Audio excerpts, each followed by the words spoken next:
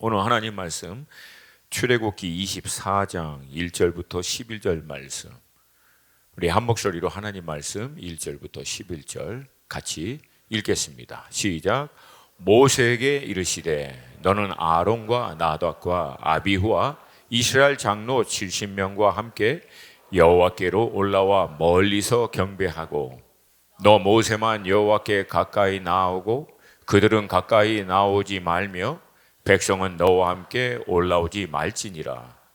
모세가 와서 여호와의 모든 말씀과 그의 모든 율례를 백성에게 전하매 그들이 한 소리로 응답하여 이르되 여호와께서 말씀하신 모든 것을 우리가 준행하리이다. 모세가 여호와의 모든 말씀을 기록하고 이른 아침에 일어나 산 아래에 제단을 쌓고 이스라엘 12지파대로 12기둥을 세우고 이스라엘의 자손의 청년들을 보내어 여호와께 서로 번제와 화목제를 드리게 하고, 모세가 피를 가지고 반은 여러 양푼에 담고 반은 제단에 뿌리고 언약서를 가져다가 백성에게 낭독하여 들게 하니 그들이 이르되 여호와의 모든 말씀을 우리가 준행하리이다. 모세가 그 피를 가지고 백성에게 뿌리며 이르되 이는 여호와께서 이 모든 말씀에 대하여 너희와 세우신 언약의 피니라.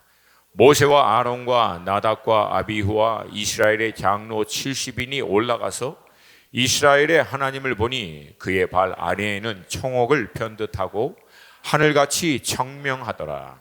하나님이 이스라엘 자손들의 존귀한 자들에게 손을 대지 아니하셨고 그들은 하나님을 뵙고 먹고 마셨더라. 아멘. 하나님께서 다른 모든 피조물과 달리 사람을 하나님의 형상인 인격적인 영적인 존재로 창조하신 이유는 그들과 함께 하시며 교제 가운데 소통하기 위함인 줄로 믿습니다. 다른 피조물들은 단지 하나님의 이 창조와 질서 또 섭리 안에서 생육하고 번성하는 것 자체가 하나님께 영광이 되지만 또 기쁨이 되지만, 사람은 하나님이 살아계신 하나님과 함께 거하고 인격적인 교제 가운데 소통하며 하나님이 창조하신 세계를 함께 다스리고 통치하는 존재로 하나님이 창조하셨습니다. 그 예로 창세기를 보면 하나님이 아담에게 허락하신 에덴 동산에 친히 오셔서 동산을 거니셨다라고 기록되어 있고 아담의 이름을 부르셨습니다. 이름을 부른다라고 하는 것은 교제로 초청하는 거죠. 그리고 하나님께서 친히 모든 동물들을 이끌어 아담 앞으로 몰고 갈 때 아담은 바위에 정작 앉아서 자기 앞으로 하나님이 몰고 온 동물의 이름을 지면서 개, 그러면 개가 되는 거예요. 그 순간. 호랑이, 그러면 호랑이가 되고. 그러니까 하나님께서 아담으로 하여금 하나님이 창조한 피조 세계에 다스리고 통치하는 일원으로 이미 이 일을 실습하도록 하신 것을 우리는 알 수 있습니다. 근데 이 하나님과 함께 거하고 교제하기 위해서는 조건이 필요했습니다. 그것은 다른 것이 아니라 하나님과 같이 거룩하여 죄가 없는 것입니다. 왜냐하면 하나님은 빛이기 때문에 어둠을 갖고 있고는 하나님과 함께 할 수 없습니다. 여러분, 죄와 빛이 왜 문제가 되냐면 이 죄와 빛은 하나님과의 우리를 갈라놓습니다. 그리고 우리 안에 있는 죄의 문제는 단순히 그 죄의 문제 자체가 문제 아니라, 그것도 물론 문제지만 근본적인 문제는 이 죄는 하나님과의 교제를 제한합니다. 우리가 죄와 피 흘리기까지 싸우는 궁극적인 이유는 거룩하다라고 하는 어떤 영적인 이상을 추구하려고 하는 것이 아니라, 근본적인 이유는 이 거룩함을 통하여 거룩하신 하나님과 좀 더 깊은 친밀한 온전한 관계를 갖기 위함인 줄로 믿습니다. 이게 여러분 근본적인 이유예요. 하나님과의 온전한 관계를 유지하기 위해서 거룩함을 지키는 거예요. 또한 거룩함을 지키는 것은 하나님을 떠나서 혼자 도 닦듯이 하는 게 아닙니다. 여러분, 거룩함을 유지하고 지켜낼 수 있는 유일한 길, 회복할 수 있는 유일한 길은 거룩하신 하나님 앞에 머무는 거예요. 거룩함을 정말 사모하시는 사람들은 하나님 앞에 머물면 됩니다. 머물면 결과가 거룩함이 회복이 나타나는 거예요. 안타깝게도 하나님의 뜻과 이 기대하심과는 달리 사람은 하나님과 함께 거하는 것보다는, 거하고 교제하는 것보다 스스로 하나님이 되기를 선택합니다. 그리고 그 배후에는 하나님보다 자신의 보호자를 더 높은 데 두어 하나님이 받았던 모든 영광을 취하려고 했던 루시퍼, 사단이라고 하죠.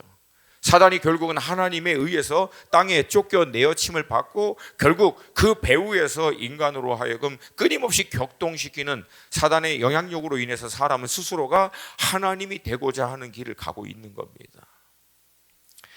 여기서 우리가 주목해 봐야 할 것은요, 아주 단순합니다. 스스로 하나님이 되고자 할 때 사람은요, 인간은 하나님으로부터 가장 멀어집니다.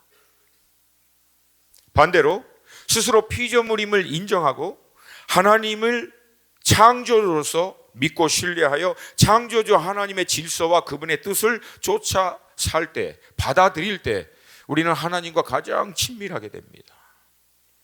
결국 영적이라는 삶이라고 하는 모든 것은 이 한 가지로 분별할 수 있는데, 그것이 어떤 영역이든, 신앙이든 영성이든 부르심, 소명의 자리든 직업의 자리든 가정에서든 모든 우리 삶의 구체적인 영역 안에서 우리에겐 두 가지 선택이 있다는 거예요. 첫 번째는 스스로 하나님이 되던가, 아니면 그 영역 안에서도 여전히 자신이 피조물인 것을 인정하고 창조주 하나님의 뜻과 그분의 질서, 그분의 말씀에 순응함으로 그 순종을 통해서 하나님이 통치하도록 하시는가.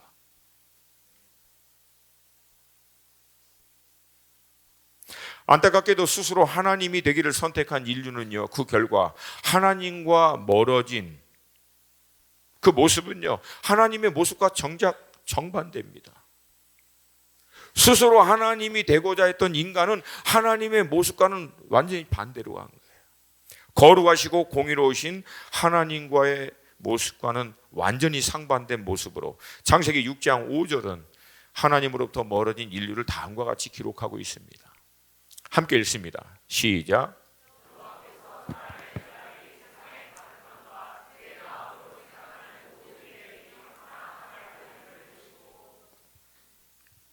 아멘.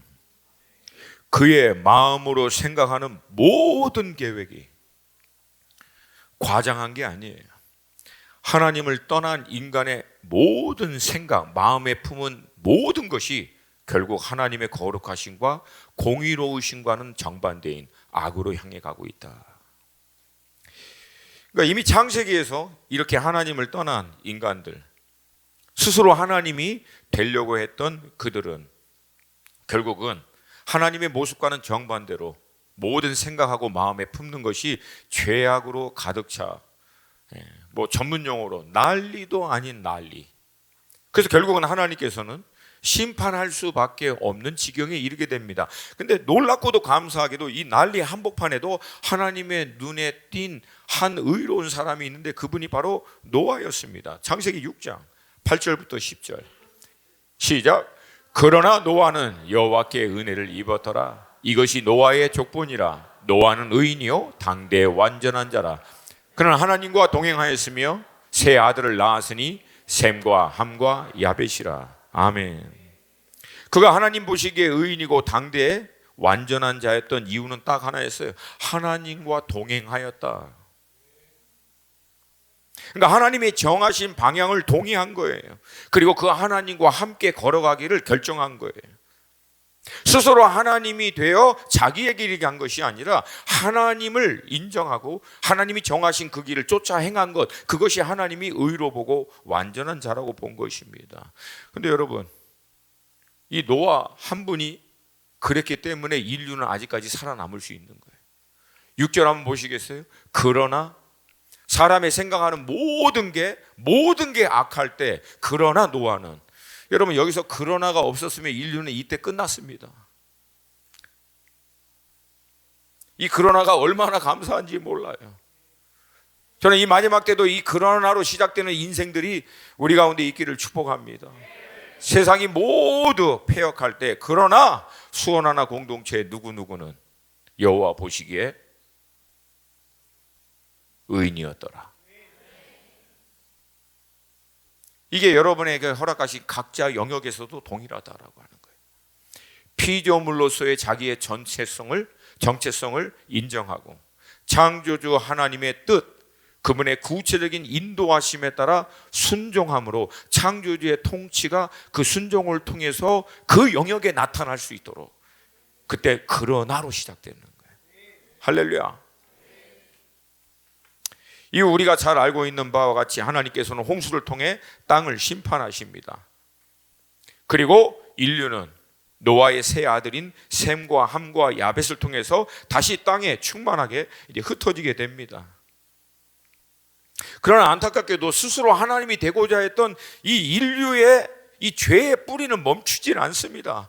피조물로서 겸손히 하나님의 창조주 되심을 인정하고 하나님의 말씀에 따라 흩어져 충만하여 하나님의 창조의 질서와 뜻에 따라 살았으면 참 좋겠는데, 그렇게 흩어지다가 우리가 알고 있는 대로 유브라데스와 티그리스 강 사이에 있는 옥토죠.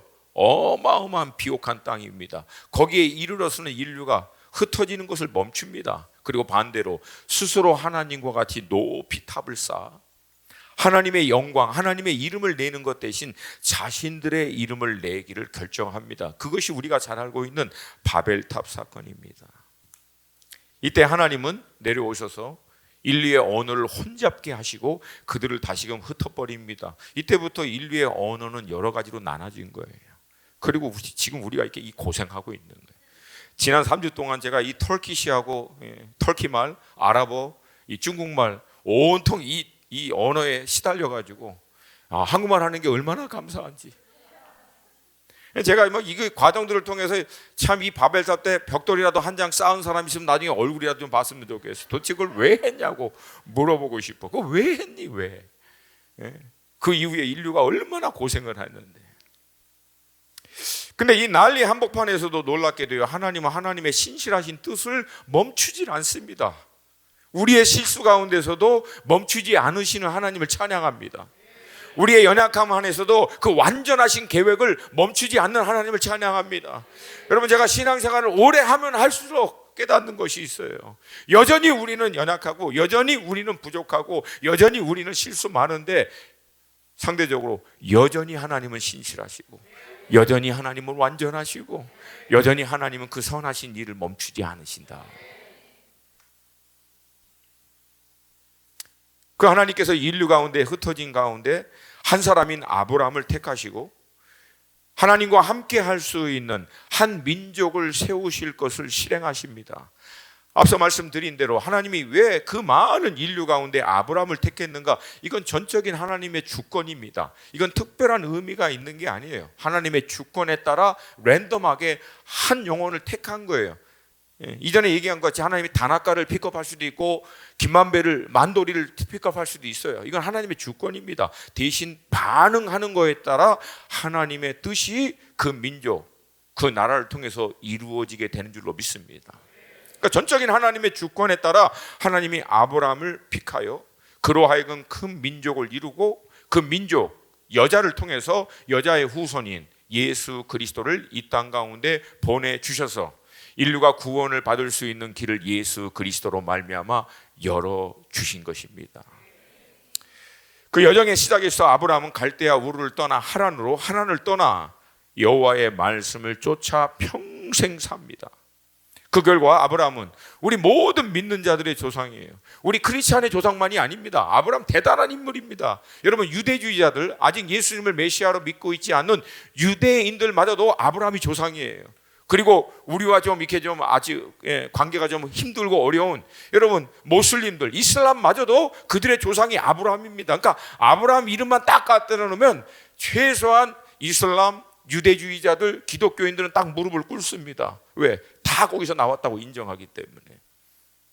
우리에게도 아브라함이 믿음의 조상이에요. 근데 여러분, 참 아이러니컬하게도 아브라함은 75세 하나님의 부르심을 받고 175세 100년 동안 하나님과 함께 믿음의 조상으로서의 삶을 살았는데 아브라함이 기적과 이적과 역사를 행한 흔적은 한 번도 없습니다. 믿음의 조상치고 굉장히 평범한 삶을 살았어요. 하다못해 안수에서 감기 하나 치유한 흔적이 없어요. 뭐 귀신을 쫓아냈다 그런 얘기도 없고요. 누구처럼 홍해를 가른 적도 없고 불 떨어지게 한 적도 없고 뭐 믿음의 조상치고는 너무나 드라마틱한 게 없어요. 평범해요. 중간에 또 실수해가지고 이스마엘까지 나가지고 그 분종의 씨앗이 지금까지도 이어지는, 또 가뭄 때문에 힘들었다고 애국까지 내려갔다가 막 이렇게 전문용어로 사기치고 돌아와서 그때부터 아브라함이 부자가 됐어요, 사실은. 그러니까 어떻게 보면 이건 약간 황당한 케이스예요. 믿음의 조상치고. 근데 여러분, 아브라함이 딱 한 가지를 했어요. 여호와의 말씀을 끝까지 쫓아갔어요. 그러니까 여러분, 믿음으로 산다, 이게 무슨 뜻인지를 명확하게 알아야 됩니다. 하나님의 말씀을 쫓아 사는 걸 얘기합니다. 실수해도 넘어져도 중간에 흔들려도 다시 일어나서 여호와의 말씀을 따라가는 것, 이게 믿음의 삶이라고 하는 거예요. 할렐루야, 할렐루야. 자신의 생각과 계획이 아니라 스스로 하나님이 되어 사는 것이 아니라 하나님의 계획과 인도하심에 따라 말씀을 쫓아 사는 것, 이것을 믿음이라고 얘기합니다. 그러니까 믿음으로 사는 것과 스스로 하나님이 되어 사는 것과의 명확한 차이는 간단합니다. 여전히 자신의 생각과 계획으로 사느냐, 아니면 하나님의 계획과 인도하심을 따라 살 것인가. 이 아브라함을 통해서 하나님은 이삭을 통해서 야곱을 통해 요셉을, 또 요셉을 통해서 아브라함의 후손을 하나님은 애굽으로 인도하여 430년 동안 큰 민족을 이룬 후 그들을 애굽에서 이끌어내십니다. 제가 이번에 이제 여정 가운데 사우디아라비아를 갔는데 여러분에게 오늘 좀 그 얘기를 나누려고 해요. 자, 우리 함께 좀 지도를 보겠는데요. 이 첫 번째 지도는 전통적인 우리가 이해하고 있는 이스라엘의 출애굽 경로를 얘기합니다. 왼쪽 람셋에서 출발해서 숫곳에 이르고 에담을 지나 홍해를 건넜다라고 추정하는 곳이 저 위쪽입니다. 그리고 나서 신광야, 이 왼쪽이죠. 나중에 신광야에 이를 때까지 한 달이 걸립니다. 1월 15일 출발해서 2월 15일 날 도착하고, 그 다음에 신의 광야, 신의 삶 밑에 이스라엘의 백성이 이르렀을 때는 딱 3개월이 걸립니다. 그러니까 1월 15일 날 출발해서 4월 15일 날 딱 도착한 거예요. 그리고 난 다음에 우리가 알고 있는 대로 가데스 바네아까지 대략 또 1년이 걸려요. 거기서 정탐꾼 보냈다가 못 들어가겠다고 난리치니까 하나님이 다시금 내려오게 하셔서 이 안에서 40년을 보내고, 나중에 이스라엘의 2세대가 우리가 알고 있는 대로 오른쪽 모압과 에돔 족속의 경계인 세렛 시내를 딱 건널 때 이스라엘의 1세대들은 다 죽고 2세대만 세렛 시내를 딱 건너고, 그 다음에 아모레, 제가 얘기했죠, 항상 아모레, 암몬, 모압, 그렇죠? 에돔, 그렇죠? 그래서 모압과 에돔의 경계가 세렛, 그 다음에 암몬과 암몬과 모압의 경계가 우리가 알고 있는 아르논 골짜기, 거길 딱 건너면서 전투 들어갑니다. 이게 우리가 전통적으로 이해하고 있는 출애굽의 경로인데, 이 경로를 좀 이렇게 따라 보면은 좀 약간 어려운 것들이 한두 개가 아닙니다.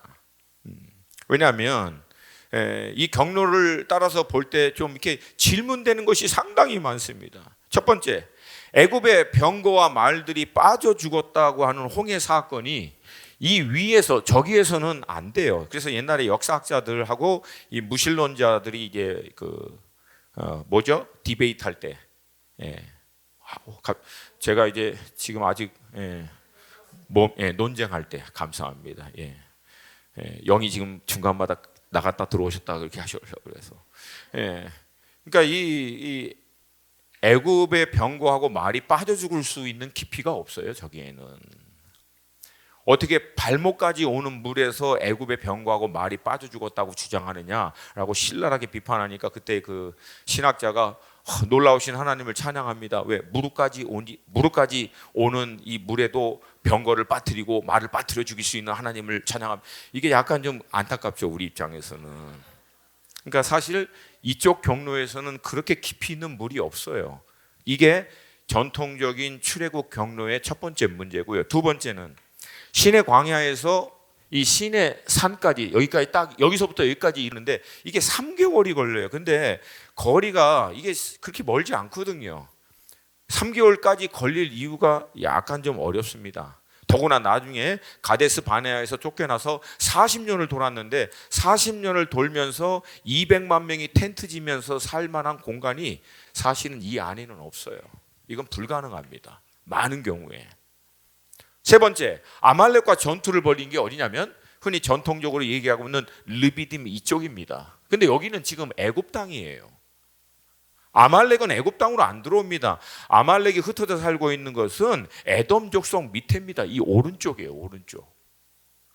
그러니까 사실은 새로운 출애굽 경로가 애굽에서 건너서 이 미디안 땅, 이 아몰에 에돔 밑에 여기에서 전투를 벌였다. 이게 사실은 더 신빙성이 있죠.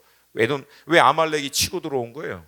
난데없이 자기 구역에 이스라엘에 200만의 사람들이 지나가고 있으니까 위협을 느껴서 친 거예요. 아말렉이 애국까지 가서 이스라엘에 출애굽한 사람을 왜 칩니까? 자기 땅도 아닌데. 약간 설득력이 떨어지죠. 전통적인 견해에서는. 방금 얘기했듯이 200만 명이 웅신할 수 있는 공간이 없습니다. 그리고 가장 결정적인 증거는 그 출애굽의 경로를 아무리 찾아봐도요, 흔적이 없어요. 이스라엘이 출애굽하고 머물고 했던, 물론 오랜 시간이 지난 건 맞지만 그럼에도 여러분, 이게 오래 지났다고 해서 너무나 터무니없이 오래 지난 게 아니에요. 우리가 흔히 알고 있는 고고학적 역사적인 배경으로 볼 때는 그렇게 많은 시간은 아니거든요. 이미 이전에 있는 여러 고고학적 증거도 발견되고 있고. 근데 아무것도 발견된 게 없어요, 거의. 반대로 최근에, 물론 이제 아직까지 이 논쟁이 정리가 된 건 아니지만 이게 무게가 상당히 이제 옮겨지고 있고요. 저는 저의 어떤 신학적인 또 성경적인 지식과 경험을 토대로 저 나름대로 이제 내린 결론이, 그러니까 목사님 얼마까지 확신합니까? 85%? 85%? 15%는 옛날 경로, 85%는 지금의 경로를 저는 좀 지지할 것 같습니다. 그러니까 애굽이 아니라 사우디아라비아가 지금의 이제 이 경로다. 왜? 사우디아라비아가 여러분이 어디냐면 거기가 미디안 땅입니다. 아브라함 당시에 아브라함의 장인 어른인 이드로가 살던 곳이 바로 그 땅이에요. 그러니까 여러분 이게 얼마나 재밌는 얘기냐면 모세가 애굽에서부터 도망 나와서 건너간 곳은 애굽 땅이 아니에요. 애굽에 있으면 그게 뭐 도망간 겁니까? 애굽왕 나하발인데, 이 전문 용어 이해하시죠? 나하발이. 그러니까 도망간 것은 미디안 땅이에요. 그리고 거기가 이드로가 산 것이에요. 그러니까 이게 제가 이걸 다시 보면서 놀라운 하나님의 섭리를 깨달은 게 40년간 애굽에 살면서 뭔가 해보겠다고 거기서 깨지고 도망 나온 이 모세를 하나님이 이 미디안 땅에 40년 장인 밑에서 양치고 하는 가운데 이스라엘이 나중에 탈애굽해서 돌아다닐 수 있는 모든 경로를 사전답사 시킨 거예요. 그런 하나님의 경륜으로 볼 수 있는 거예요. 그러니까 두 번째 40년 동안 다 다닌 곳이에요. 마치 다윗이 사울 왕을 피해서 아둘람 굴에서부터 이스라엘과 그 주변의 모든 나라 광야를 10년간 다니면서 나중에 통일 왕이 되고 난 다음에 주변 나라들과 전쟁할 때 여러분 다윗이 장막 안에 있으면서 하나님하고 전략을 논합니다. 이번에는 뽕나무 뒤에 숨어라. 근데 다윗이 알아들어요. 왜? 10년 동안 그 일대를 다 훑고 지나갔거든요. 똑같아. 모세가 이미 다 한번 훑어본 데야.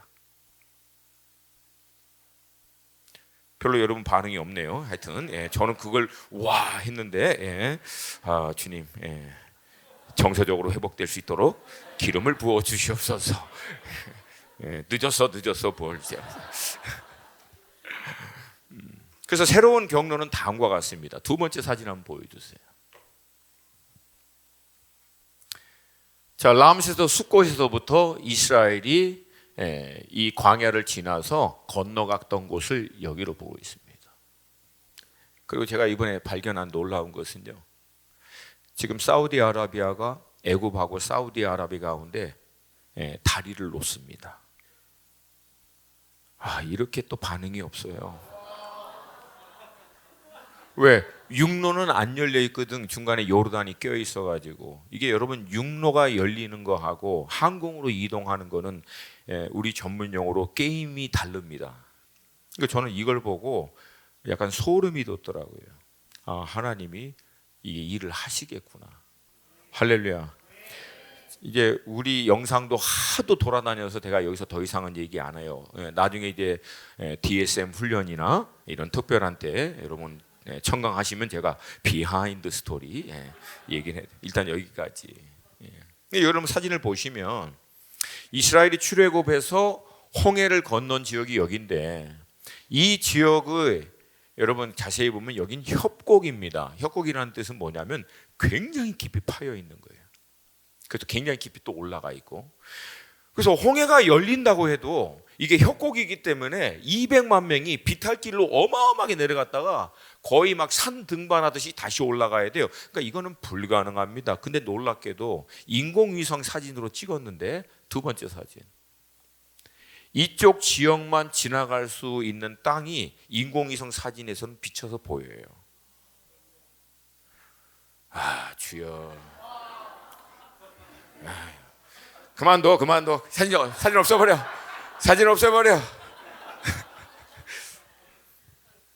여기만 그래, 여기만. 그래요? 그래요. 조금 위로가 돼요. 조금 위로가 돼요.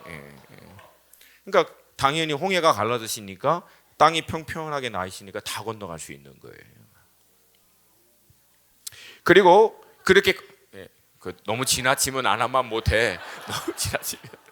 그리고 건너고 나서 우리 다시 한번 좀 사진을 보내주세요. 그 전 사진, 요 전 사진. 그리고 건너가서 결국은 이 시내산에 딱 이르게 되는데 그 시내산에 이르렀을 때 하나님의 그 영광이 불로 산 위에 임하였다고 나와요. 근데 저희들이 이번에 간 곳이 여기거든요. 제가 찍은 사진이에요. 거기 갔더니 산 꼭대기만 까매요. 한번 보세요. 보이세요? 그래, 조금 괜찮았어. 아까보다 발전되고 있어요. 이게 그림자가 아니에요. 이게 산 위에만 까매. 여기만. 그것도 이 산만. 주변에 다른 산들도 있어요. 근데 여호와의 산으로 추정되고 있는 그 위에만 저렇게 까맣습니다. 그리고 그 밑에 24장 4절을 보면 산 아래 제단을 쌓고 이스라엘의 12지파대로 12기둥을 세우고 라고 나와 있는데 그 기둥을 세웠던 흔적이 나와 있어요. 이게 드론으로 찍은 사진입니다. 보여주세요. 이게 사우디아라비아 문양하고는 전혀 상관없는 그런 문양입니다. 이건 애굽에서 쌓았던 문양하고 사뭇 흡사합니다. 그러니까 이게 사우디아라비아 땅에 이게 있을 이유가 없어요. 누가 뭐 거기 날라다 갖다 놓을 수도. 왜 갖다 놓습니까 거기다가? 이건 전혀 근거가 안 되죠. 그러니까 흔적만 좀 남아 있어요. 그리고 놀랍게도 이 근처에 여러 가지 증거가 되는 것이 있는데 특별히 금송아지 제단으로 드렸을 것으로 추정되는 제단의 자리가 있고요. 보여주세요. 그 다음에 이 제단 주변의 일대에 이런 문양들이 많이 발견돼요. 보여주세요. 이게 소예요. 소인데 주름이 가 있죠. 줄이 가 있는 것은 무슨 소죠? 얼룩소? 내 살다가 얼룩소라는 얘기는 또 처음 들어보네. 얼룩 말은 들어봤어도 소가 그냥 아무 무늬 없는 소 있고 우리 흔히 막 그 줄이 있고 이거 있는 소는 무슨 소예요? 젖소잖아. 젖소. 주여, 이걸 어디서부터 교육을 해야 돼? 이거 정말. 새로운 계시가 임했어요. 얼룩소. 근데 이 소는요 사우디아라비아에는 없어요. 그게 이 소는 애굽에만 있습니다. 근데 여러분이 아시죠? 모세가 바로에게 뭐라고 이스라엘 백성들이 이끌고 나왔냐면 우리가 광야로 나아가서 우리가 믿는 야훼 하나님께 제사를 번제를 드릴 거라고. 그래서 다 끌고 온 거예요. 그래서 그 제사의 소를 모양을 그렇게 그려놓은 거예요. 다른 것도 한번 보여주세요. 똑같죠? 그 문양들이. 그리고 결정적으로 아주 놀랄 만한 사진이 있어요. 그건 뭐예요? 다음 거. 그 다음 거. 이거 뭡니까? 메노라예요, 메노라. 뭐 사우디아라비아가 메노라를 뭐 만들지도 않고 있을 이유가 없죠. 근데 거기에만 이게 발견됐습니다. 제가 뭔가 더 얘기하고 싶은데 더 얘기는 못해요. 이걸 얘기하면 약간 좀 얘기도 될래나? 아니야. 내가 얘기하면 여러분들이 이제 앞으로 못 갈 수 있어요. 그러니까 얘기는 안 하는 게 나아요. 네, 여러분들을 위해서.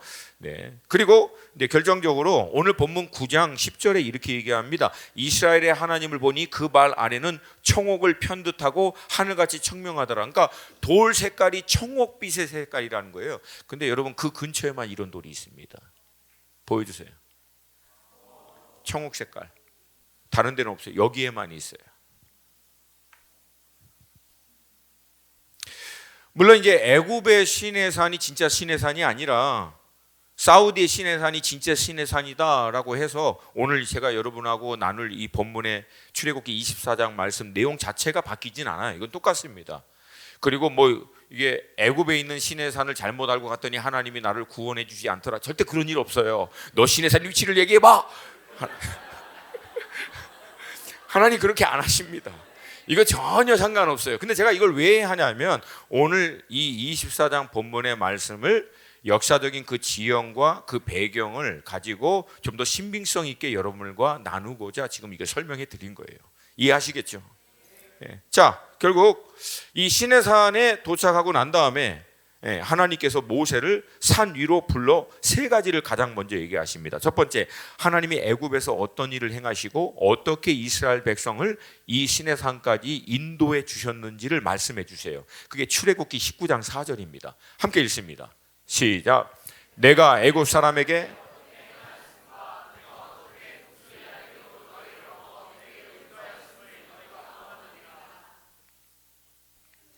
그리고 하나님께서 이스라엘에게 일종의 그 언약의 계율을 선포하십니다. 그게 5절과 6절 말씀이에요. 같이 읽습니다. 시작. 세계가 다 내게 속하였나니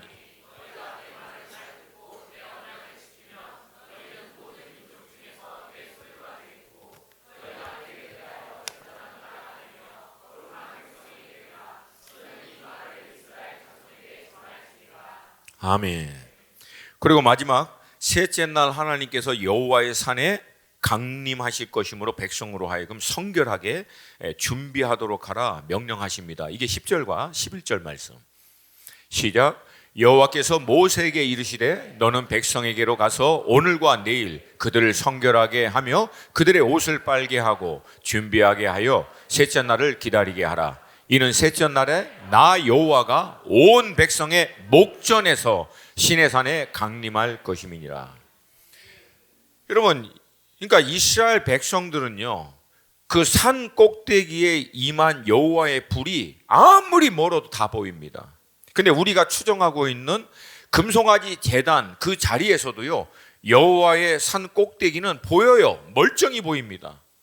그러니까 이 얘기는 금송아지 제단을 드릴 때 하나님의 임재의 흔적이 없어서 한 것이 아니에요. 임재가 불로 멀쩡히 보이는 앞에서 한 거예요. 이건 다음 주에 여러분과 같이 나누려고 하는 거예요. 제가 그 과정에서 제단을 보고 산을 보고 제단을 보고 산을 보고 계속 반복해 가면서 도대체 왜 하나님의 임재가 산 꼭대기에 펄펄 불로 임하고 있는데 왜 도대체 이 백성은 그 한복판에서 이것을 했을까? 계속 궁금해하면서 하나님께 물으면서 고민했던 시간이 가졌어요. 다음 주에 같이 좀 나누기를 원합니다. 그리고 말씀하신 대로 셋째 날에 여호와께서 구름으로 불로 여호와의 산에 임하십니다. 이게 16절과 18절 말씀 같이 읽습니다. 시작. 셋째 날 아침에 우레와 번개와 빽빽한 구름 산 위에 있고 나팔 소리가 매우 크게 들리니 진중에 있는 모든 백성이 다 떨더라. 모세가 하나님을 맞으려고 백성을 거느리고 진에서 나오매 그들이 산 기슭에 서 있는데 시내산에 연기가 자욱하니 여호와께서 불 가운데서 거기 강림하심이라. 그 연기가 온기가마 연기같이 떠오르고 온 산이 크게 진동하며 16절부터 보면은요, 이게 시청각 교육이 분명합니다. 불로 있죠. 진동에서 흔들리죠. 나팔 소리로 어마어마하게. 하나님 나팔을 좋아하시는 것 같아요. 우리 주님 다시 오실 때도 무슨 소리 들립니까? 나팔 소리. 할렐루야. 할렐루야. 그러니까 절대 부인할 수 없을 만큼 강력하게 임한 거예요. 그리고 모세는 백성들에게 경계하여 가까이 이르지 못하도록 얘기하고 산에서 십계명과 율법을 여호와 하나님께로 받습니다. 그 받은 내용이 출애굽기 20장에서부터 23장 내용이에요. 그리고 오늘 본문에 이르러서는 모세가 백성에게 율법서를 낭독하고 언약의 내용을 선포하고 피의 언약을 백성들과 맺습니다. 오늘 우리가 읽었던 본문에서 이 피의 언약이 누구를 상징합니까? 예수 그리스도의 십자가의 보혈의 피를 나타내는 줄로 믿습니다.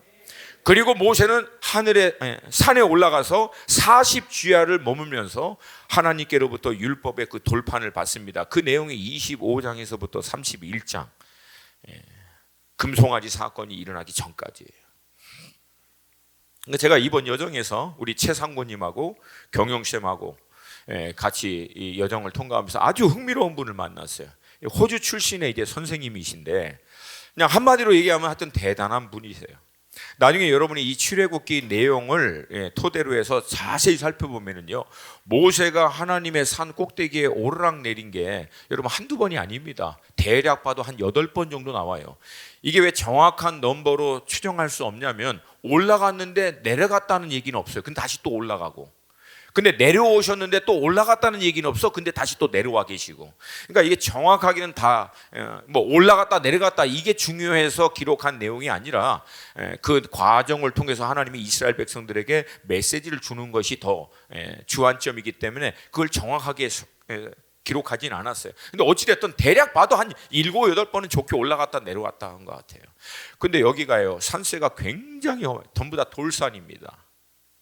근데 제가 만났던 그 호주 선생님은요, 이 산 꼭대기만 37번을 올라갔다 내려갔다 한 분이에요. 그리고 아까 얘기했지만 그 모세와 아론들 그리고 70장로들이 산 중턱에까지 올라가거든요. 거기에는 올라간 적이 수도 없이 많고요. 거기에 텐트를 쳐고 몇 밤을 야행한 적도 수도 없이 많다고 합니다. 그래서 그런지 이분이 얘기를 하는데 이게 차원이 좀 다르더라고요. 여러 얘기를 하는데 제가 이해하고 있는 성경적 말씀의 배경을 통해서 아무리 이게 해도 이게 부인할 수가 없는 그런 말씀들이 참 많아요. 근데 여러분 여기서 이게 딱 얘기하면 힘들어.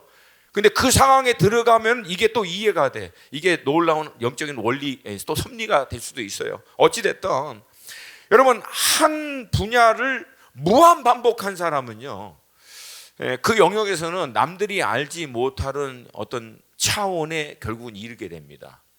여러분 동의하십니까? 뭐 이제 외람된 얘기지만 저도 옛날에 이제 태권도를 할 때 태권도 선수들은 하루에 발차기를 수천 번 하거든요. 그렇게 수천 번을 대략 한 10년, 20년 평균 한 사람들이 이제 선수 생활을 하다 보니까 여러분 그렇게 하다 보면 나중에 발이 내가 되고 내가 발이 되고 발은 온데가 되었고 나도 온데 뭐 이렇게 돼. 이게 다른 생각에서 발로 차는 게 아니에요. 발을 차는 게 아니야. 그냥 이게 되는 이 지경. 그래서 여러분 무한 반복이 그만큼 힘이 있습니다. 제가 이 얘기를 왜 드리냐면 무한 반복해서 밤마다 기도하는 자리 지키는 사람, 아침마다 기도하는 자리 지키는 사람, 말씀 앞에 무한 반복해서 날마다 끼니를 통하여 말씀 앞에 머무는 사람, 이게 처음에는 그렇게 해도 뭔가 변화되는 거 느끼지도 못하고 어쨌든 나가도 맨 졸기만 하고 나오는 것 같고 말씀 앞에 아무리 몰라도 감동이 없고 깨달음도 없고 그냥 답답하기만 하고 지루한 것만 같고 시간만 낭비하는 것 같은 수많은 시간들이 반복적으로 지나가다가 어느 날 갑자기 영적인 돌파가 일어난다. 이걸 여러분 믿으세요. 이게 무한 반복의 힘입니다. 할렐루야. 할렐루야. 그 과정을 통해서 하나님은 우리가 기대하고 알지 못하는 하나님의 놀라운 일들을 행하고 계세요. 우리가 다 인지하지 못하는 작업들을 우리 안에서, 그래서 나도 모르는 상처를, 나도 모르는 내 안의 문제를, 나도 알지 못하는 내 안의 연약한 문제를 그 무한 반복을 통해서 하나님이 다루어 가실 때가 너무 많다라고. 이번에 여러 간증 가운데 제가 가장 지금도 기억에 남는 것은 이 산 정상을 수많은 시간 동안 오르락 내리면서 이것을 경험을 토대로 그분이 결론적으로 이 시내산의 이 모습이 마치 성전과 성막의 모습과 똑같다라고 하는 거예요. 그리고 난 다음에 내가 나중에 이 출애굽기 24장을 보니까 이분이 말씀하신 대로 이 출애굽기의 여정이, 이 시내산 여정이 성막의 구조와 똑같습니다. 자, 설명해 드릴게요. 시내산 밑에 이스라엘이 도착해서 거기다 제단을 쌓습니다. 그리고 번제와 화목제를 드려 하나님과 언약식을 맺어요. 오늘 본문 4절에서부터 8절 말씀이에요. 같이 한번 읽습니다. 시작. 모세가 여호와의 모든 말씀을 기록하고 이른 아침에 일어나 산 아래에 제단을 쌓고 이스라엘의 12지파대로 12기둥을 세우고 이스라엘 자손의 청년들을 보내어 여호와께 서로 번제와 화목제를 드리게 하고 모세가 피를 가지고 반은 여러 양푼에 담고 반은 제단에 뿌리고 언약서를 가져다가 백성에게 낭독하여 듣게 하니 그들이 이르되 여호와의 모든 말씀을 우리가 준행하리이다. 모세가 그 피를 가지고 백성에게 뿌리며 이르되 이는 여호와께서 이 모든 말씀에 대하여 너희와 세우신 언약의 피니라. 아멘. 이건 마치 여러분 성막의 그 동문을 통하여 이제 들어가면 성전의 마당이 나옵니다. 그 마당 한복판에 가장 먼저 보이는 것이 제단입니다. 거기에서 동물을 안수해서 자기의 죄를 정강하고 그 동물을 정강한 자기가 잡는 거예요. 자기가 잡아서 각을 뜨고 난 다음에 제사장이 그 피를 뿌려주고 난 다음에 죄의 사함을 받아서 하나님 앞에 의롭다함을 회복합니다. 이게 정확한 그 구조입니다. 그 다음에 모세와 아론과 그의 아들들 70장로들은 그 산 밑에서 제단의 자리에서부터 산 중턱에까지 올라갑니다. 그리고 거기서 여호와를 뵙고 먹고 마셨다고 기록되어 있어요. 본문 1절 함께 읽습니다. 시작. 모세에게 이르되 너는 아론과 나답과 아비후와 이스라엘 장로 70명과 함께 여호와께로 올라와 멀리서 경배하고 9절에서 11절 시작. 모세와 아론과 나답과 아비후와 이스라엘 장로 70인이 올라가서 이스라엘의 하나님을 보니 그의 발 아래는 청옥을 편듯하고 하늘같이 청명하더라. 아멘. 이 모습은 성전에서 성기는 레위인과 제사장만 성전 안으로 들어가 여호와 하나님을 가까이 뵈며 하나님을 섬기는 대목입니다. 일반 백성은 성전 안으로 못 들어갑니다. 마당에 머무는 거예요. 마치 이스라엘 백성들이 산 밑에 머무는 것 같이. 그리고 마지막으로 모세만 하나님의 임재가 있는 여호와의 불 안으로 들어가 하나님을 얼굴과 얼굴로 대면한 사건이 있습니다. 본문 2절 말씀 같이 읽습니다. 시작. 모세만 여호와께 가까이 나오고 그들은 가까이 나오지 말며 백성은 너와 함께 올라오지 말지니라. 18절 말씀. 모세는 구림 속으로 들어가 산 위에 올랐으며 모세가 40일 40야를 산에 있으니라. 이 사건을 민수기에서 하나님 다음과 같이 얘기합니다. 12장 시작. 내 종 모세와는 그렇지 아니하니 그는 내 온 집에 충성함이라. 그와는 내가 대면하여 명백히 말하고 은밀한 말로 하지 아니하였으며 그는 또 여호와의 형상을 보거늘 너희가 어찌하여 내 종 모세 비방하기를 두려워하지 아니하니라. 쉽게 해서 이 얘기는 뭐예요? 모세와 너희들은 달라. 모세는 나와 대면한 사람이야. 여러분 이 사건은 뭡니까? 1년에 단 한 번만 대제사장이 성소를 지나서 지성소로 들어가는 장면을 얘기합니다. 제가 신학적으로나 이 모든 배경을 일일이 다 여러분에게 설명하면은 너무 복잡하고 또 힘듭니다. 다만 이 두 사건, 오늘 이 출애굽기 24장의 요 시내산 사건과 성전 성막의 사건을 토대로 우리가 알 수 있는 것은 신앙에 있어서 믿음에 있어서 그 여정의 세 단계 그리고 그 깊이의 세 단계가 명확하게 보인다. 가장 먼저 이스라엘 백성들이 시내산 밑에 제단을 쌓고 거기서 하나님을 예배했던 그 장소, 제사했던 장소, 이것은 마치 예수 그리스도의 피를 의지하여 의롭다함을 받은 하나님의 자녀됨으로 하나님을 아버지라 부르고 하나님의 백성이 되어 누구든지 예수의 보혈을 의지해서 의롭다함을 받아 자녀됨을 회복할 수 있는 단계. 마치 이스라엘 백성들이 애굽의 종살이로 있다가 애굽에서 나와 이제 야훼 하나님을 자신의 하나님으로 부르고 그 하나님의 백성을 되고 제사를 통해서 하나님께 나아갈 수 있는 단계까지. 근데 여러분, 거기까지예요. 그러니까 대부분의 이스라엘 백성들은 애굽에서 나왔지만 여호와 하나님의 임재를 멀리 있는 산에서만 바라봤습니다. 그리고 하나님의 음성을 모세를 통해서 간접적으로 듣기만 했어요. 근데 제가 이 말씀을 이제 묵상하고 이 여정을 통해서 곰곰이 기도하는 가운데 깨달은 것은 현대 대부분의 성도들도 여기에 머물고 있어요. 산 아래에 있는 이스라엘의 백성과 같이 하나님의 임재를 부인하진 않아요. 예수 그리스도를 통해서 믿음으로 구원을 받은 하나님의 자녀치고 하나님이 살아계십니다, 하나님 역사하십니다, 그걸 부인하는 사람은 아무도 없어요. 근데 늘 그 하나님의 임재와 실체성은 나에게서부터 좀 멀어요. 마치 이스라엘 백성이 저 멀리 산 위에 계신 하나님의 임재를 보듯이 하나님의 임재와 실체성은 멀리 있어요. 그리고 하나님의 음성을 듣는 것은 훌륭한 목사님을 통해서, 믿음의 선배들을 통해서, 저들이 깨달은 말씀을 통하여 간접적으로 듣고 은혜 받는 수준에서 대부분의 성도들은 머물고 있다.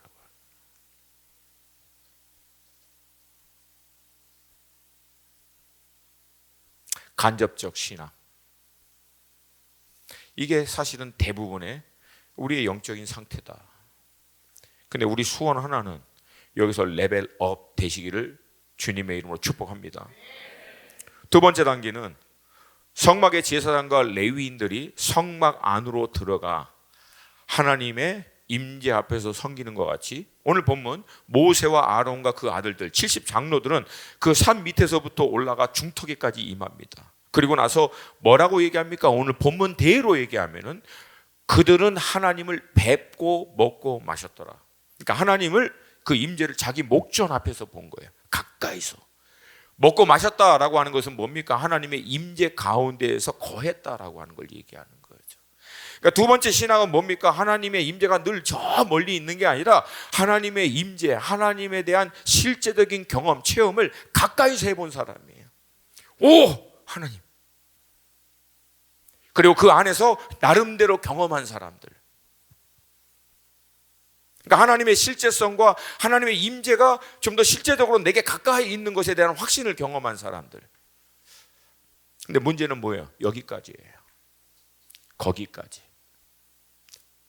마지막 세 번째는 대제사장이 지성소로 들어가듯이 모세가 하나님의 그 임재의 불 가운데 들어가 하나님을 대면한 거예요. 여기서 우리가 기억해야 될 게 있어요. 지금 말씀드린 이 출애굽기의 말씀, 그리고 이 출애굽의 이 시내산의 모형이 되었던 성막과 성전의 이 모든 내용은 새 언약이 되시는 예수 그리스도의 그림자입니다. 예수 그리스도를 예표하고 그분의 약속과 예언을 나타내는 말씀이에요.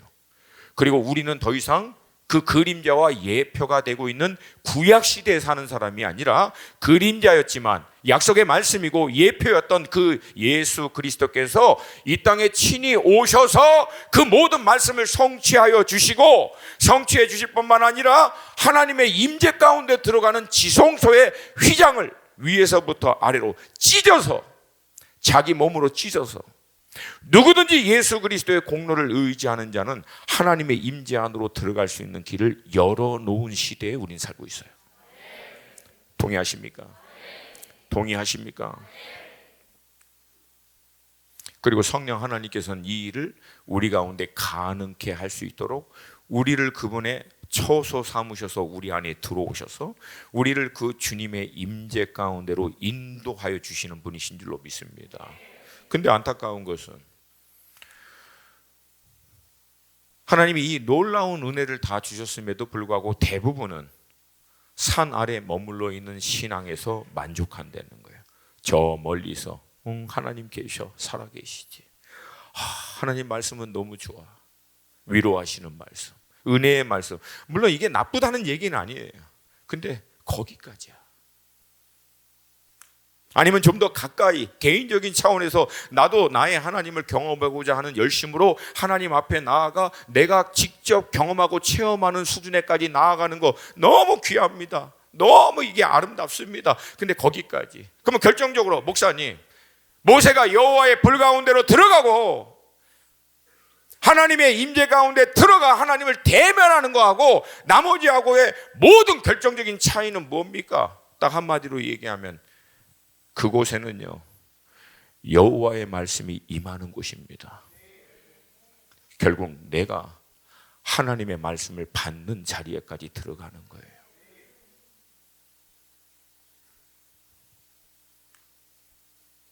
이번에 그 호주 그 선생님을 통해서 이런저런 얘기를 들었는데 또 그 얘기도 하시더라고요. 엘리야가 40주야를 달려서 하나님의 산 호렙에 이르게 됩니다. 근데 그 이뤘던 호렙산이 바로 이 신의 산이거든요. 성경의 말씀을 근거로 여러분, 모세가 떨기나무 가운데 처음 하나님을 대했던 여호와의 산을 호렙이라고 얘기하고 있어요. 출애굽기 17장 이스라엘 백성들이 도착했던 여호와의 산 호렙으로 기록하고 있어요.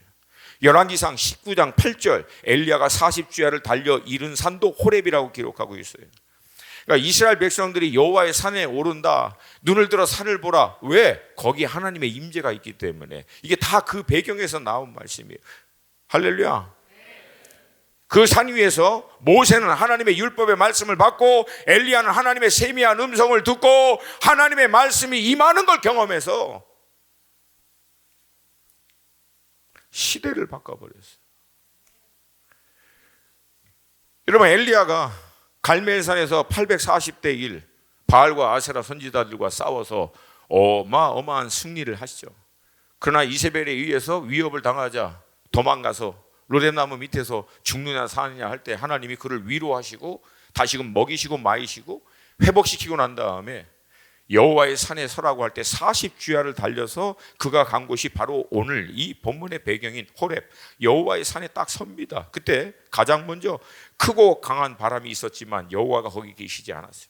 지진 후에도 여호와가 계시지 않고 불이 임했지만 여호와가 거기에 임하지 않는데 그 이후에 세미한 하나님의 음성이 있었다고 나옵니다.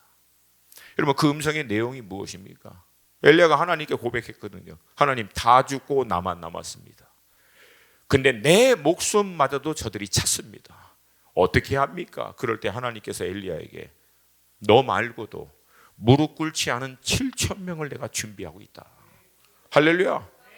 그러난 다음에 엘리야에게 얘기합니다. 너는 이제 내려가서 아람 왕 바꾸고 북왕국 이스라엘 바꾸고 너를 이어서 영적인 주도를 이어갈 수 있는 엘리사에게 기름을 부어 너는 독고다이였지만 전문 용어 이해하시죠? 독고다이 혼자 뛰었지만 엘리사에게 기름 붓고 난 다음에는 선지자 학교 시대로 들어갑니다. 하나님이 한 명 한 명 세우다가 엘리사에 들어가서는 세대를 일으켜요. 선지자 세대를. 할렐루야.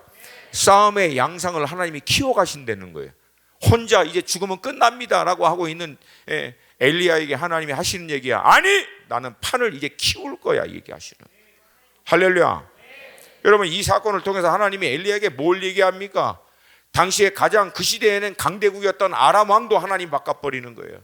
자기가 속해 있는 나라 북왕국이 정말 멸망할 것 같은데 그 왕도 한꺼번에 바꿔버리고 영적인 흐름을 막힐 것 같은 그에게 엘리사를 예비했던 하나님의 메시지가 뭘 얘기하는 거예요? 하나님이 다스린다는 거예요. 하나님이 통치하신다. 주권이 하나님께 있다.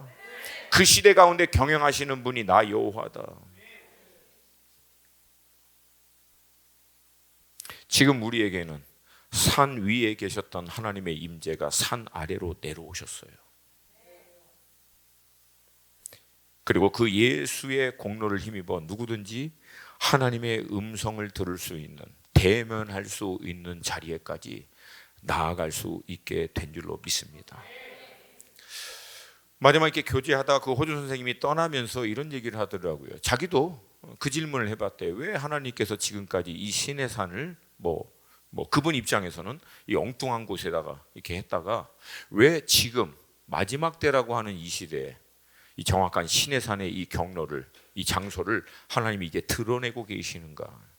저도 그 질문이 제 뇌리에서 떠나지 않더라고요. 그래, 왜 마지막에 우리가 믿기에는 이 정확한 시내산의 이 경로를 하나님 이 마지막 때에, 근데 이 시내산의 특징이 뭐라 그랬어요? 아까 여호와의 율법이, 하나님의 세미한 음성이 임하는 것, 마지막 때 그러면 하나님이 우리에게 이것을 드러내어 이 메시지를 통해서 우리에게 강조하고자 하는 것은 명확하구나. 하나님의 말씀을 받는 것, 하나님의 음성을 받는 것, 그것을 회복하라는 것이에요.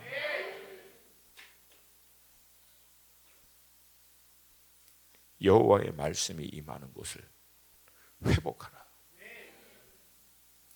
놀랍게도요, 기존에 우리가 알고 있는 모든 신학들, 영적인 큰 흐름은 더 이상 하나님은 말씀하지 않는다라고 가르치고 있어요. 저는 이거 영적 전쟁이라고 봅니다. 왜? 이미 하나님의 완전 계신 성경을 주셨기 때문에 하나님은 더 이상 개인적인 차원에서 말씀하시지 않는다. 이미 이거를 통해서 우리는 하나님의 뜻을 알 수 있고 이거를 통해서 하나님의 인도하심을 받을 수 있다라고 주장합니다. 근데 여러분, 정작 이 내용은 하나님은 개인적으로 말씀하신다라고 하는 내용이 기록되어 있어요. 아니, 이렇게 어처구니 없는 결론에 어떻게 우리가 이르는지 몰라도 완전 계시를 줬기 때문에 더 이상 하나님은 말씀하시지 않는다라고 하는 이 완전 계시 내용은 온통 말씀하시는 하나님에 대한 기록이라고. 찾아오셔서 인격적으로, 개인적으로 나라와 민족을 향한, 개인을 향한, 그 시대를 향한 하나님의 계획과 뜻을 말씀하신 내용으로만 가득 차 있다고. 근데 더 이상 우리는 그러니까 하나님 더 이상 말씀 안 한다라고 믿어버리면 그 하나님의 말씀을, 음성을 들고자 하는 것을 사모하지도 갈망하지도 않아요. 그러면 여러분 어떻게 되는 줄 아십니까? 나의 하나님을 놓쳐버려요. 내 하나님이 없는 신앙이 돼버려요. 온통 이론과 학습으로만 된 하나님, 여기에 막혀버립니다. 제가 이전에 말씀드린 대로 사사기가 왜 반복돼요? 그들이 이전에 하나님을 잊어버렸기 때문에. 근데 여러분, 얻어 터지고 난 다음에 여호와 하나님의 이름을 불렀습니다. 이미 하나님을 잊어버렸는데 어떻게 여호와 하나님의 이름을 부릅니까? 거기서 잊었다는 얘기는 하나님을 지식적으로 조상을 통해서 들어서 습득해서 아는 하나님을 잃었다는 얘기가 아니야. 자기 하나님을 잊어버린 거예요. 자신의 하나님을. 말씀드린 대로 저로 이 여정 가운데 이제 사우디 거기 가서 이 타북 지역에 있는 갔어요. 근데 저희들은 이제 못 올라가고 우리 큰 언니들이 몇 분이 계셔서 못 올라가고 그 재단을 쌓는 그 밑에까지만 갔어요. 근데 워낙에 사모하니까 저도 같이 갔던 분들이 함께 좀 예배하고 찬양하고 같이 좀 기도하고 또 개인적으로 이제 기도하는데 저도 갈망했어요. 좀 주님, 제게도 말씀하여 주시옵소서. 불이 임하나. 근데 갑자기 뭐 제 안에 그냥 개인적인 어떤 그런 감동이었어요. 신발을 좀 벗고 무릎을 좀 꿇었으면 좋겠다, 그런 마음의 감동이 있어요. 근데 둘러보니까 이게 무슨 산? 돌산. 감동대로 순정하더니 많은 아픔이 따를 것 같고, 근데 어떻게 이런 기회가 또 언제 오겠습니까? 그래서 이를 악물고 신발 벗고 그냥 무릎 꿇었어요. 무릎을 꿇는 순간 뭐 아프죠? 왜 한번 꿇어봐 가서. 되게 아파, 되게. 무릎을 꿇고 간절히 한 30분 정도 기도하고 막 하다가 결국 이제 마치는 시간 돼서 했는데 하나님께서 그 과정 가운데 제게 아무 말씀도 안 하셨어요. 나는 버림받았어. 내게는 말씀하지 않아. 뭐 마음이 좀 힘들죠. 근데 여러분, 제가 이제 여러 영성에 대한, 하나님의 음성에 대한 여러 책들을 많이 읽었잖아요. 근데 거기에서 주는 팁이 있어요. 그건 뭐냐면 간절히 기도하고 난 다음에 영적인 안테나를 딱 세우라는 거예요. 그 당시에는 말씀하지 않았지만 그 이후에 일상의 평범한 사건을 통해서 하나님은 달라스 윌라드의 하나님의 음성의 그 대목이 나와요. 그 책 굉장히 좋습니다. 근데 그래서 저도 이제 기억이 나니까 했지만 막 약간 한편으로는 마음이 힘들지만 이제 또 소망을 가지고 하나님 말씀해 주세요. 말씀해 주세요. 이러고 있는데 정말 놀라운 일들이 일어난 거예요. 제가 그 사우디 여정을 끝내고 요르단에 딱 와가지고 이제 우리 그 공동체들 한 40명 거칠게 우리 양갈비 양갈비 더 이상 설명을 안 할게요. 요르단의 양갈비 먹고 그러고 나서 이제 각 공동체를 이제 따로 만나서 교제하고 좀 위로하고 하는 시간을 갖는데 우리 또 SM 8명을 이제 또 만나는 시간을 가졌어요. 근데 제가 만나기 전에 제가 잠깐 제 방에서 제 전화기를 열고 잠깐 몇 가지 이렇게 보고 그 다음에 들고 나왔어요. 그리고 다시 이제 말씀을 나누려고 노트 거기 그 열려고 딱 켰는데 전화기가 나가버렸어. 하얗게 나가버렸어요. 중간에 뭐 어디 부딪혔거나 떨어졌으면 제가 이해하겠는데 이게 완전히 나간 거예요. 그때부터 제가 거의 10 며칠 동안 완전히 소통이 단절된 거예요. 뭐 더 이상. 그리고 밤마다 제가 얼마나 경건하게 살았는지 몰라요. 왜? 전화기가 없으니까 할 게 없어. 그전에는 뭐 알잖아요. 제가 뭐 힘들면 막 그 스테이크 굽는 것도 보고 이제 막 그 영화 뭐가 나오지 막 이렇게 미리 이렇게 세이브 해놨다가 몰아서 이제 좀 보고 그러려고 했는데 야, 제가 최근에 그렇게 경건하게 10 며칠을 보낸 적이 없어요. 그러고 난 다음에 또 이집트에 갔더니 갑자기 또 계속 이제 기도했죠. 하나님 말씀해 주시죠. 그러더니 또 허리가 나가버린 거예요. 옛날에 아시죠? 제가 이제 금요철에 하다가 완전히 나가서 다음날 거의 들려서 이렇게 다리 끌려가지고 근데 그거와 똑같은 증상이 나오는 거예요. 뒤에가 딱 굳어가면서 이 굳은 게 위로 타고 올라오는 거예요. 근데 감사하게도 거기 중의학 하시는 분이 이제 선교사님이 계셔서 그분이 이제 침 12방 놔주시고 막 하고 핫팩을 갖고 있어서 밤마다 핫팩으로 찜질하고 막 이러면서 말씀에 달래니까 전화기나 나가고 막 허리나 땡기고 하나님 왜 도대체 내가 뭔 죄가 그렇게 많아서 내가 뭐 그렇게 잘못했냐고 내가 막 이러고 있는데 하나님의 아주 답답해하시는 내적인 음성이 들리는 거예요. 아니 이렇게 얘기하는데도 못 알아듣냐. 불현듯 깨달아지는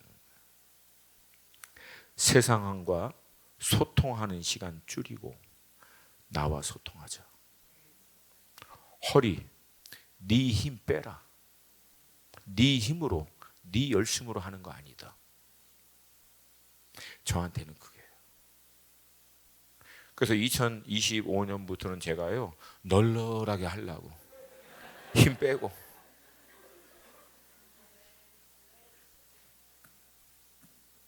하여튼 지금 정리하고 있는 과정이 있어요. 그러나서 올 한 해 제가 하나님께서 앞으로 선교를 어떻게 이제 이루어 가실 것인가 놓고 계속 기도하는데 하나님 2단어를 주셨거든요. 근데 이번 이 여정을 통해서 마지막으로 딱 3단어로 압축해서 앞으로 선교에 대한 제 나름대로의 어떤 결론에 딱 이르게 됐는데 우리 공동체들 좀 잘 기억하고 특별히 청년들 앞으로 선교를 위해서 준비할 때 참조했으면 좋겠어요. 3단어입니다. 첫 번째 이미그레이션, 두 번째 프로페션, 세 번째 인터내셔널입니다. 앞으로는 기존의 선교사, 선교 간다라고 하는 개념을 이제는 무너뜨려야 돼요. 내려놔야 돼요. 더 이상 이제는 선교 가는 게 아니에요. 그냥 이민 가는 거야. 가서 사는 거야. 그래요. 가서 사는 거. 왜? 여기 여러 가지 이유가 있는데 가장 중요한 것은 여러분 우리가 아브라함으로 말미암아 모든 복의 근원인 줄로 믿습니다. 아멘입니까? 근데 여러분이 복의 근원이 될 수 있는 땅은 유럽이 아니에요. 미국이 아니야. 지금 남아있는 미전도 동족 복음이 필요로 하는 땅에 가야 여러분이 그리스도 예수로 말미암아 아브라함의 후손다운 믿음의 복의 근원이 될 수 있는 거예요. 아멘입니까? 여러분 아브라함이 선교 갔다가 갈대아 우르로 돌아왔습니까? 아니에요. 아브라함 그냥 갔어. 거기가 아브라함의 땅이고 유업이에요. 할렐루야. 그래서 앞으로 선교는 이제 선교 갔다가 후방에 돌아온다. 이 개념을 무너뜨려야 돼요. 이제는 선교지에 그냥 이민 가서 사는 거야. 우리가 돌아가야 할 곳은 본향, 천국 외에는 없어요. 이젠 전방위적으로 가서 복의 근원이 될 수 있는 땅으로 우리가 유업으로 그 땅에 가서 살아야 돼요. 아멘입니까? 그리고 후방에 늘 선교지라고 얘기하면 뭔 일이 터지면 돌아가. 여러분, 성경은 한 번도 그렇게 한 원리가 없어요. 하나님은 우리로 하여금 복의 근원이 돼서 그 땅에 복으로 흘러보낼 수 있도록 우리를 삼으신 줄로 믿습니다. 두 번째, 프로페션. 근데 그렇게 하기 위해서는 선교사라고 하는 타이틀로는 그 땅에 살 수가 없어요. 들어갈 수도 없어. 앞으로 선교사를 준비하는 과정은 획기적으로 바뀌어야 돼요. 제발. 뭐 신학교 나오고 신학대학원 나오고 뭐 선교 공부한다고 해서 막 인류 문화학 뭐 이런 거 어마어마하게 배워서 갔는데 아무짝에도 쓸모없어. 왜? 정작 선교지에는 공짜는 사람이 필요해. 애들하고. 그 제가 제일 답답해한 것은 지금 선교지는 수도 없이 바뀌어가고 있는데 여전히 우리는 기존에 갖고 있었던 선교적인 패러다임 이것으로 접근하려고 그래. 그러니까 갈 수가 없죠. 머물 수가 없죠. 그러니까 앞으로는 여러분 프로페션입니다. 다윗의 물맷돌과 같이 여러분 전문적인 기술들 하나씩을 확보하시면 좋을 것 같아요. 할렐루야. 그걸 놓고 기도하세요. 하나님 부어주십니다. 하나님이 여러분에게 은사 주시고 여러분의 달란트를 통해서 개발시킬 것입니다. 아멘입니까? 뭐 하다못해 여러분 지금은 선교할 수 있도록 한류가 얼마나 많이 확장되어 있는지 몰라요. 그것을 놓고 기도할 때 하나님께서 여러분에게 말씀해 주실 거라고 믿습니다. 지금부터 여러분. 그래서 제가 선교 후보생들을 보면은 맨날 저한테 와가지고 저는 기독교 상담학 하고 있어요. 저는 기독교 교육하고 있어요. 막 이거 하고 있어요. 막 저거 하고 있어요. 내가 그래서 아니 그거 왜 해? 차라리 한국어 교육하는 그 라이센스나 좀 따. 왜? 지금 한국말 배우고 싶어서 난리야. 차라리 손톱 이거 하는 거나 배워줘 좀. 얼굴 이거 하는 거 배워. 난리야. 한국 거라고 하면 다 좋아해 요즘에. 어떻게 한국 사람은 이렇게 피부가 이렇게 하얗냐고. 원래 우리는 하얘. 뭐 안 했는데 하얘. 근데 이 사람들은 그게 부러운 거예요. 뭐 구체적으로 다 언급할 수 있지만 여러분 기도하고 고민하는 거예요.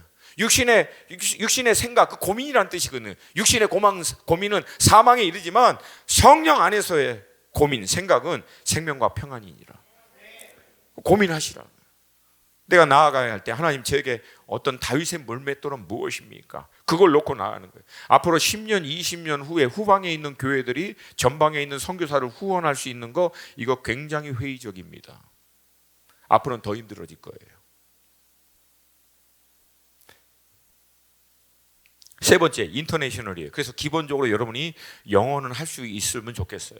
젊은 친구들. 기본적인데요. 근데 여러분 영어 잘할 필요 없어. 우리 영어 하면 막 부담스러워. 막 발음도 별로 안 좋은 것 같고 문장도 완전한 것 같지 않고 막 이렇게 말을.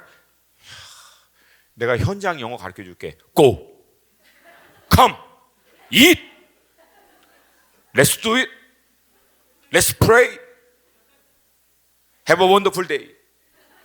Let's play soccer. 간단하게만 해도 돼. 한국 사람은 문장을 완벽하게 해서 뭔가 우리가 잘하는 영어를 하고 있다라고 하는 인생을 강하게 심어주려고 하는 압박감 때문에 아무 말도 못해. 그렇게 할 필요 없어요. 단순하게 하세요. 할렐루야. 할렐루야. 그리고 너무 잘해도 현지인도 못 알아들어. 결정적인 문제는 간단하게 해야 알아듣지. 아멘입니까? 그래서 지금부터 여러분이 준비하세요. 자, 세 가지 뭐였다고? 첫 번째, 이민, immigration, 이민. 두 번째, professional, 전문성. 세 번째, international, 국제화.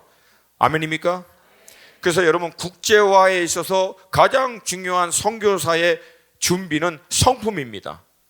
한국인끼리 싸웠는데 다른 민족하고 합쳐봐 더 싸우지. 근데 이것을 이겨낼 수 있는 것은 성품이에요. 자, 여러분 성품에 대한 것은 더 이상 얘기하지 않고 오늘 본문하고도 약간 벗어나기 때문에. 근데 제일 좋은 것은 여러분 멈추지 않는 거야. 자기의 연약함, 자기의 부족함, 정말 자기가 생각할 때 정말 전문 용어로 하면 거지 같은 이 성품, 그거를 여러분 볼 때마다 실망하거나 좌절하지 말고 끊임없이 하나님 앞에 나아가 다듬어지고 깎이고 몸부림치는 가운데 하나님이 만들어 가시는 거예요. 할렐루야. 이번에 우리 선생님 한 분이 그 얘기 하더라고. 물론 성품이 중요합니다. 근데 성품이나 그런 인격적인 부분에서 문제가 있고 연약한 사람도 하나님이 쓰시는 걸 봤대. 이건 오해하지 마세요. 그래도 된다는 얘기가 아니라 워낙에 급하니까 하나님이 그런 연약한 가운데서도 역사를 하신다는 거예요. 우리가 기존에 알고 있는 어떤 완벽에 대한 생각, 이건 내려놔야 된다라고 하는 거예요. 다만 준비를 하고 있어야 된다. 아멘입니까? 아멘입니까? 그리고 마지막으로 지금 눈여겨봐야 할 것은 지난 10년간 어떤 일들이 일어나고 있는지를 주목해야 돼요. 저는 개인적으로 이걸 보면서 깨달은 게 있어요. 왜? 지난 10년간 하나님 앞에 평생을 신실하게 정말 아름답게 섬겼던 하나님의 종들은 대부분 하나님의 부름을 받았습니다. 반대로 죄와 연약함에 머물러 있던 종들은 빛 가운데 다 드러났어요. 지금 이 얘기는 하나님이 지금 정리하고 계신다는 거예요. 정리한다는 얘기는 조만간 하나님께서 강력하게 역사하실 거라는 거예요. 정리 끝나면 역사하실 거라는 거예요. 할렐루야. 그러므로 사랑하는 여러분, 지금은 우리 가운데 가장 먼저 회복해야 할 것은 주님의 임재 앞에 머무는 시간을 회복하세요. 언제까지? 주의 음성이 명확하게 들릴 때까지. 목사님이 주일날 설교했던 내용을 통해서라도 하나님이 내게 개인적인 차원의 확증을 주실 것이고, 예배하고 찬양하는 가운데 찬양의 어떤 구절을 통해서라도 하나님 말씀하실 것이고, 아멘입니까? 끼니 말씀 앞에 묵상하는데 늘 묵상을 했던 말씀인데 어느 날 그 묵상의 본문, 그 구절이 내게 마음의 뜨거움으로 왠지 부인할 수 없는 나에게 주시는 하나님의 말씀으로 다가올 수도 있어요. 하나님은 여러 경로를 통해서 그분의 음성과 인도하심을 따라가고자 하는 자들에게는 반드시 말씀하시고 인도해 주십니다. 우리 마지막으로 요한복음 10장 27절 함께 읽습니다. 시작. 내 양은 내 음성을 들으며 나는 그들을 알며 그들은 나를.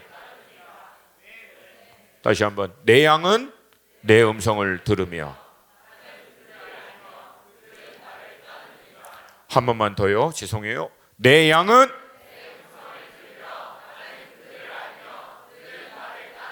내 양은 내 양은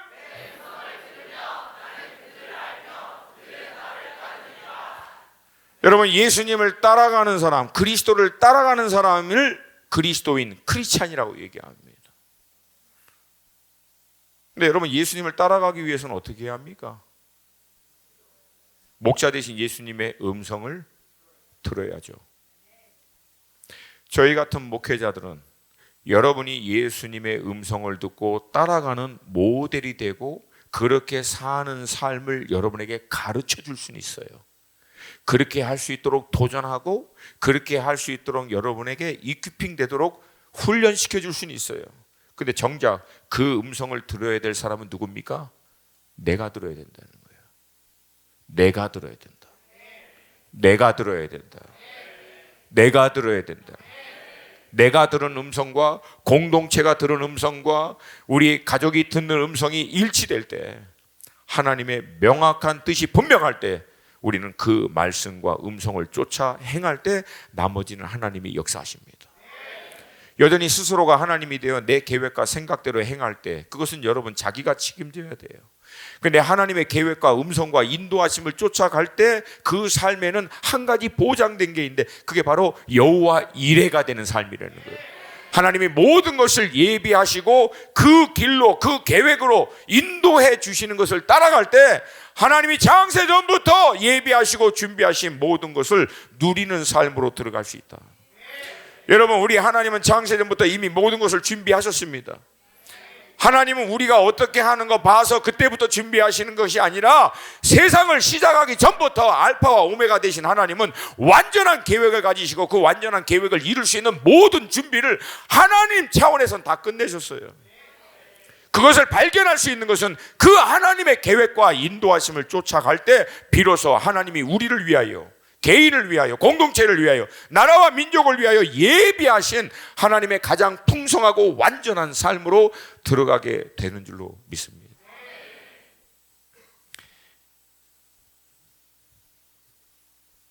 이 임재 안에서 세미한 하나님의 음성과 구체적인 인도하심을 받을 수 있는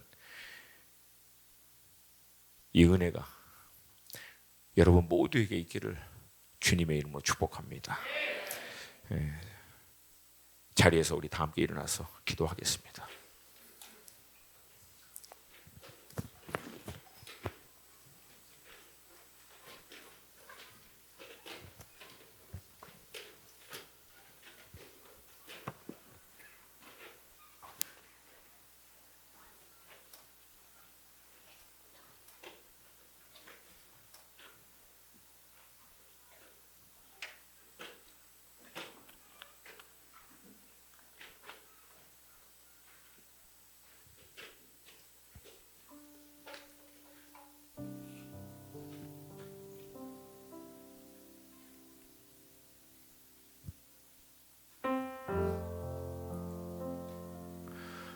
말씀드린 대로 스스로가 하나님이 되어 사는 삶이 막 악하고 막 겉으로 볼 때 막 난리도 아니에요. 굉장히 단순해요. 여전히 자기가 생각하고 자기가 계획하고 자기가 원하는 대로 사는 거예요. 반대로 믿음의 삶이라고 하는 것은 믿음의 조상인 아브라함과 같이 여호와의 계획을 깨닫고 그 계획으로 인도하시는 그분의 말씀, 그 말씀이 인도하시는 방향에 한 걸음 한 걸음 따라가는 거예요. 그걸 동행이라고 얘기합니다.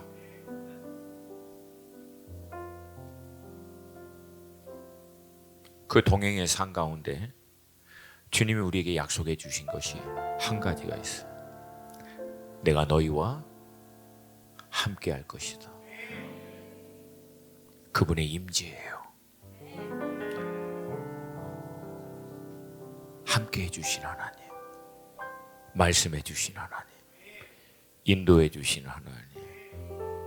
할렐루야. 물론 처음부터 안 돼요. 그래, 오늘부터 주님의 음성과 인도하심을 따라 살자.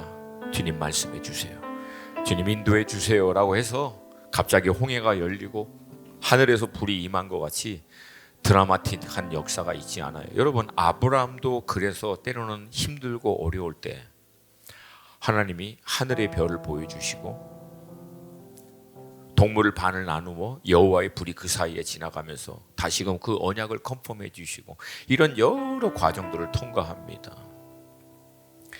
여러분, 왜 하나님이 이런 과정들을 우리에게 허락했을까요? 이유는 간단합니다. 하나님을 알아가는 거예요. 하나님을 알아가는 거예요.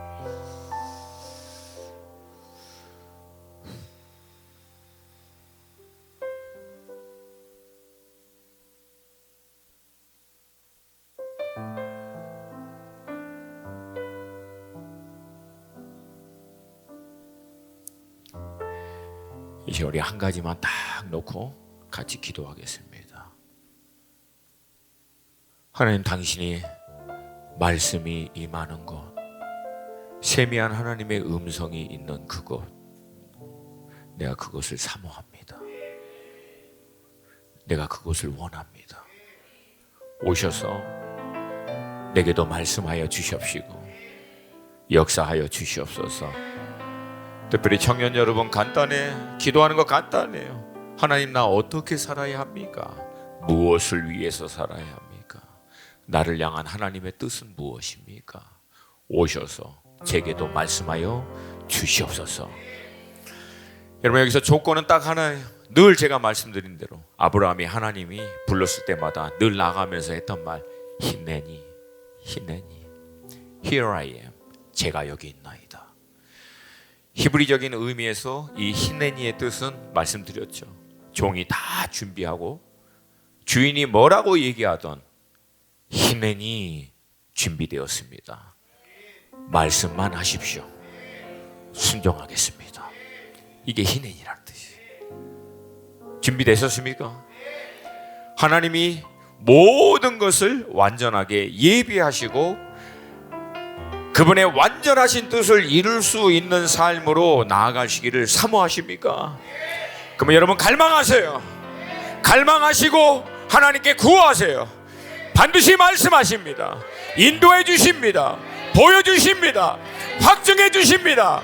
그것을 제한하는 모든 것들을 예수의 이름으로 다 쳐내시고, 쳐내는 작업이 끼니 말씀 앞에 날마다 서서 진리의 말씀을 통하여 내 안에 있는 모든 잡다한 생각들을 말씀의 진리 앞에 다 쳐내는 과정과 기도하는 자리를 통해서 내 안에 아직도 남아있는 나의 죄성과 연약함과 부족함, 모든 것들이 끝까지 하나님 앞에서 성령의 불로 태워지게 해달라고.